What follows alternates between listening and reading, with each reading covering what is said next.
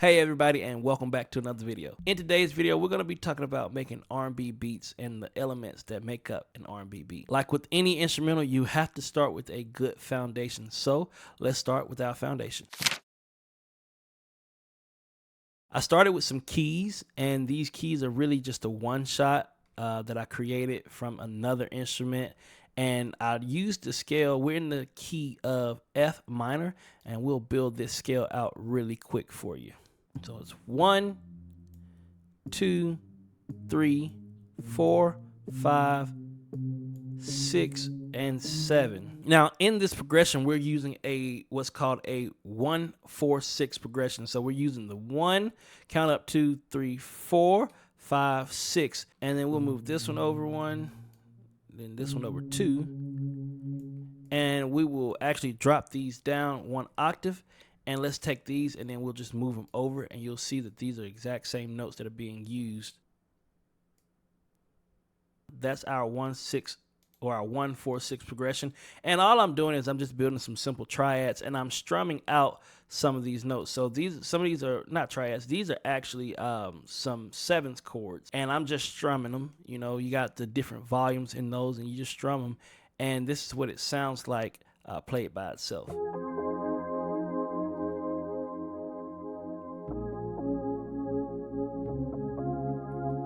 The exact same thing over and over again. There's nothing too much going on in that. It's very simple and very straight to the point. Now, what I did to the keys is I actually added a parametric EQ, kind of dropped out some of that low end and boosted up right here into the mids. Then I added the hyper chorus because I wanted it to be wide. I wanted to have that wide sound, that wide feeling to it.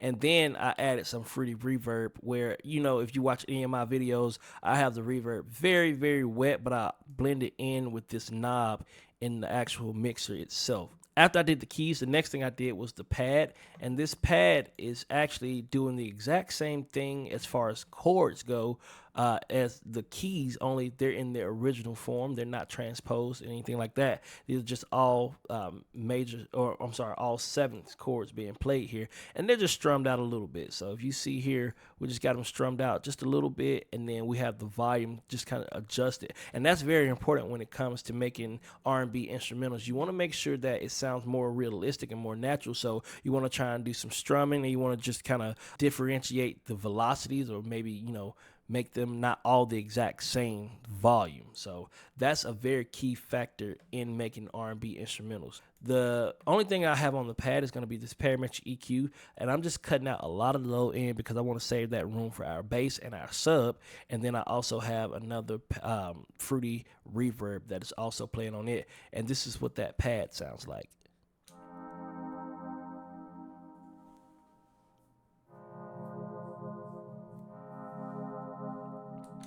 Of course, it's not very loud because this is just going to complement our keys. Now, another thing that I did was I added some bells to it. Now, the bell is actually doing the exact same thing that the keys are doing because I didn't think the keys were like hitting hard enough, or should I say smooth enough for me. So I added this bell to kind of give it some more top end to it. And so I literally have it doing the exact same thing. The effects that are on that bell is going to be a parametric EQ, cutting out a lot of the low end, and then I'm boosting up here in the high mid. I have some reverb placed on it. Gross beat because I wanted to give it a little bit of a vibe or its own kind of movement to kind of make it, you know, differentiate from the keys and it's not being smothered by the keys.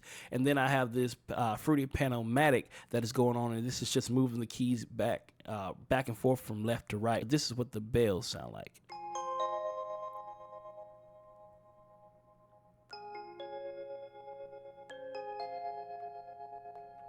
Now, if you put those together, this is what they all three sound like together.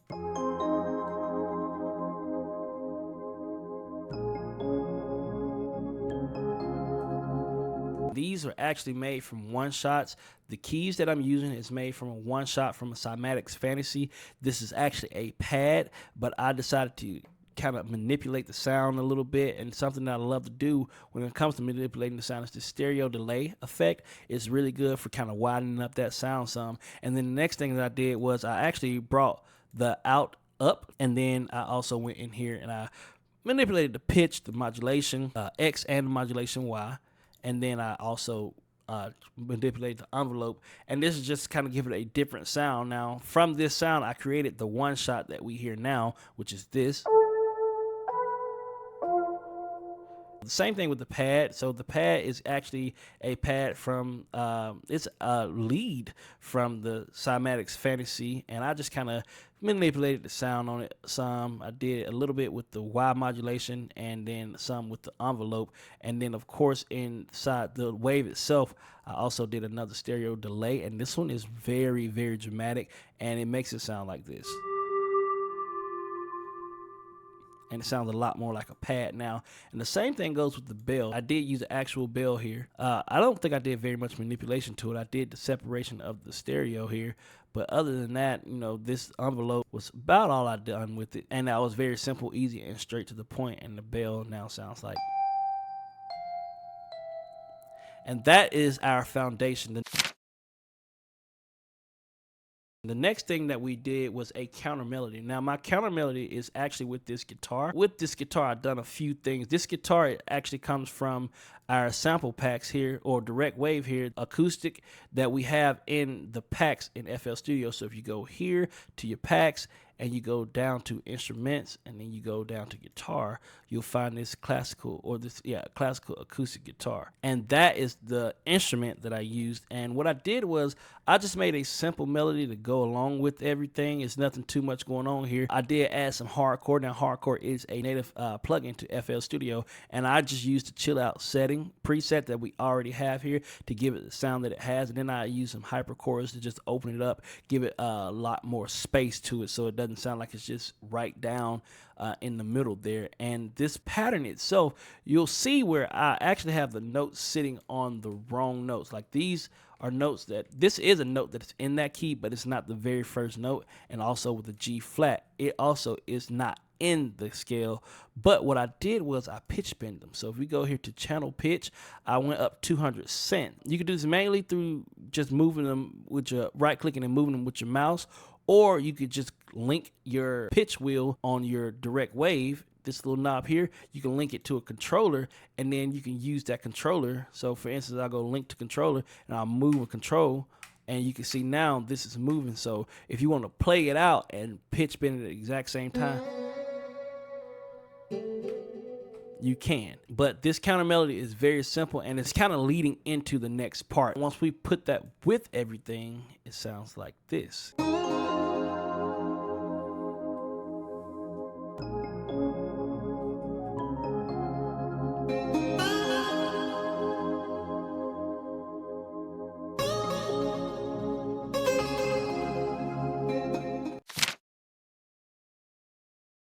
And the next thing I did after that was I actually added these vocals that are down here. I do believe I got these from the cloud, and these are the vocals here. The full vocal is here. This is what it sounds like.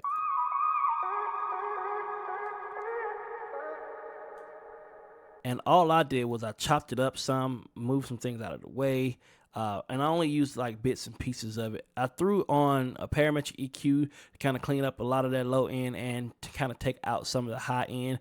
I did a lot of reverb on it. As you can see, this is at about 5 seconds. And then I also added some delay, but I did 2 delays because I wanted it to kind of have a bounce to it. So this delay is at 3, and then this delay is at 2.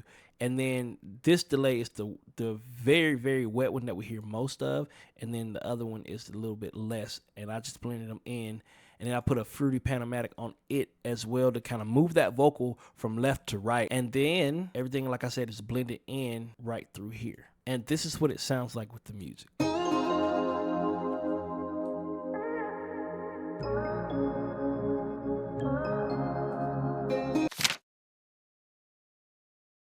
After I did the vocals, the next thing I did was this percussion loop. Now, this is a percussion loop that I created. A lot of this percussion came from the cloud that I just kind of found on the cloud, and I just kind of put them in there. I created a loop with them. This is the loop. You got all the elements here. And then what I did was I just bounced it out into its own wave to put it all together in one. And this is what that sounds like with the music.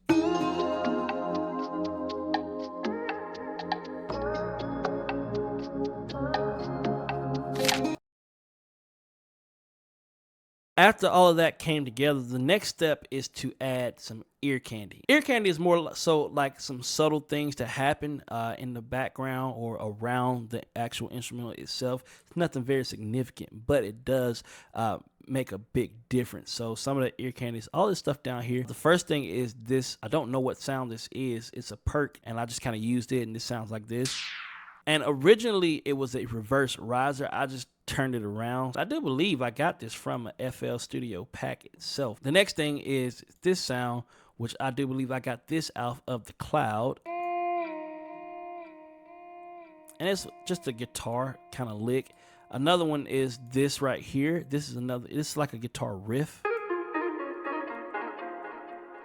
I'm 100% sure I got that from the cloud, just kind of pitched it where it needed to go. And then I added this right here, which is another guitar lick, yeah, this is more like a guitar lick right here. And the key when it comes to ear candy, you want to kind of put it in and out in some places. Like this is going to play all the way through, except for in like a few spots. And then I have this playing all the way through. Only it's in different spots sometimes. Sometimes it's going to be at the very end like this. And then the other times it's actually going to be a little bit forward like where it is here. So some of it is here. And in some ends it's here. So I just kind of put it in different places throughout the instrumental. And then as you can see, this part right here is not in everywhere. It's kind of in every other where. And then you got this, which only I do believe is only on the hook that I have that in there. And that's about it. Now with all of that playing together with the instrumental, this is what it sounds like.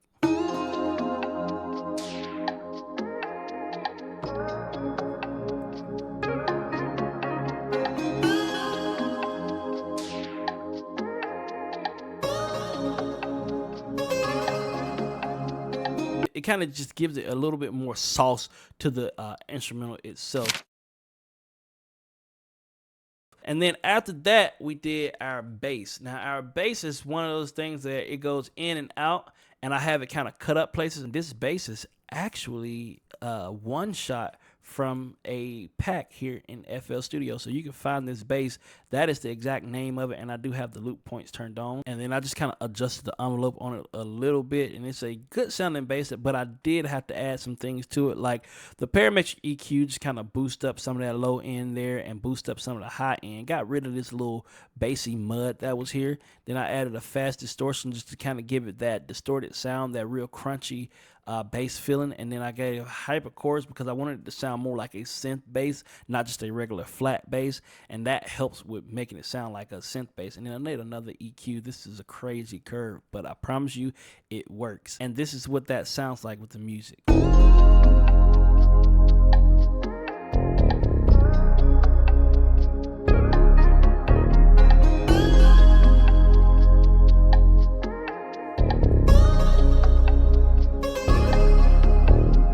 And what's going on here is I'm just following the chord progression, as you can see, and I'm just throwing a few notes in between. So the main chord progression is that 1, that 4, and that 6, but then I'm just adding a few notes in between, kind of walking up and walking down, and that's to give it a little bit more movement, so it's not just following the chords every note. And the same thing here is just kind of walking down here, and I did a different ending here than I did here, and it just kind of gave it a little bit more sauce to it, less predictable and not so repetitive.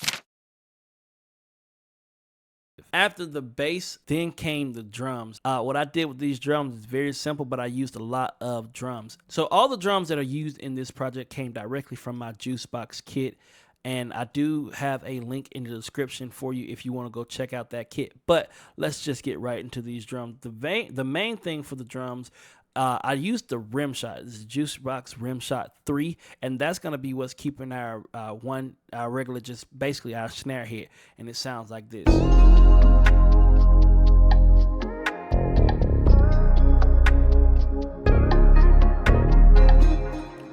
And the next thing I added is the Jooce Box snare, and it's kind of like a counter snare, and it's filling in some of those extra spaces, but not all of them, because I'm going to have something else fill in some more spaces, but this is what that snare sounds like.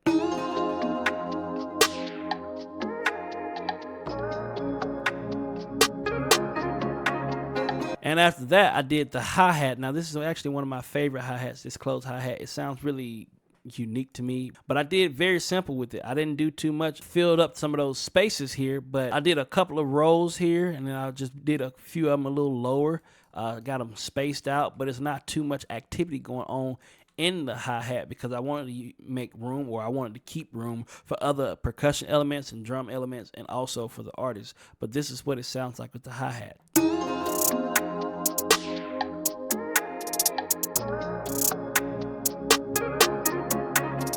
One of the keys here is also changing the velocities of these. I know a lot of times you'll get beats where they're showing you how to make them and their hi-hats is all the same exact volume. Changing the velocity really brings a little bit more emotion to it, and it also brings a little bit more movement to it as well. Dynamic is a very important thing when it comes to making really music in general. After I did the closed hat, I then added the open hat, and this open hat is actually cutting off anytime it hits before the closed hat hit. And the way I did that was I went into here, into the open hat, and I went to this little tool, and I changed 9x9 to 9x8, because when you do that, that allows you to use this one, which is the closed hi-hat, which is 8x8. So anytime the open hi-hat hits when the closed right before the closed hi-hat, it's going to make it sound like that closed hi-hat is closing the open hi-hat, and this is what it sounds like.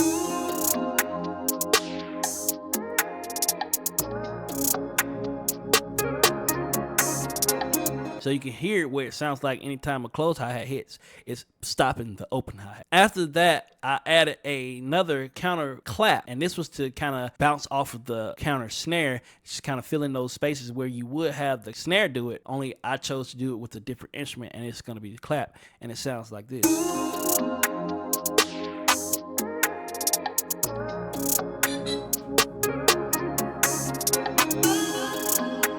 And then the next thing I did was this 808. Now this is the Jooce Box 80812. What I did was I closed it out, or I brought the out up some, and that's about it that was done with this. I didn't do too much to it, but this is what it sounds like. Now, with the 808, I just followed those root notes again. As you can see here, I'm just following the root notes, and I'm just adding a few notes in between just to make it, just to kind of walk it up or walk it back down to kind of fill in some of that space. And this is what that sounds like with everything.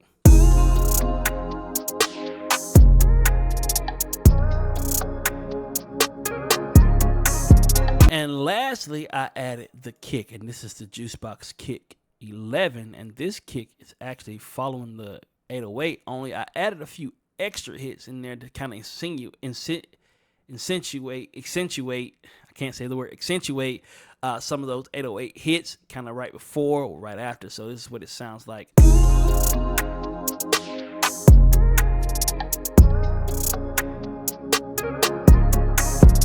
After that, I just added a couple of risers in here, and these risers were found on the cloud, and it's just to kind of give it some effects as it transitions from one part to the next part. This is one of the risers, and then you have this riser here, which is actually the hi-hat, the open hi-hat just turned backwards, and it transitions here. And the last thing that I did was I added these transition snares, and this is just a different snare, and it's just like a little portion to be able to transition, just give it a little bit more action in the transition when it does transition from one part to the next. And it's not in every part, but it is in a few of them. And I do want to say that this, when it gets ready to go to the chorus, or it might be not ready to chorus, just when the bass comes back in, that transition happens. But other than that, that is this entire instrumental. I'll let you hear it here at the end. But I do want to say thank you so much for tuning in. And if you made it this far in the video, I do appreciate it. Make sure you do like and subscribe to the channel. And also make sure you follow my socials, TikTok, Instagram, and Facebook if you're on any of those, because I do give away free things on my Instagram. I give away free things in my TikTok. Without any further ado, I'll let you hear this beat. Thank you so much, and I'll see y'all in the next video.